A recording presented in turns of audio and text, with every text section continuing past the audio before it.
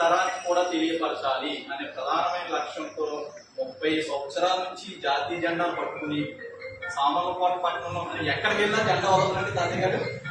ఏ గ్రామానికి వెళ్ళినా, పక్కన గ్రామానికి వెళ్ళినా సరే ఈ జెండా వదలనంట. ఈ రోజుల్లో మహా అయితే యువకులు కానీ లేకపోతే పెద్దవాళ్ళు కానీ రాజకీయ జెండాలు పట్టుకుని తిరుగుతున్న టైం. ఇప్పుడు రాజకీయ జెండాలు పట్టుకుని తిరుగుతున్నప్పుడు ఇలాంటి వ్యక్తి యువకుల్లో దేశభక్తి పెంచాలనే లక్ష్యంతో జాతీయ జెండా పట్టుకుని తిరగడం నిజంగా చాలా ధన్యవాదాలు.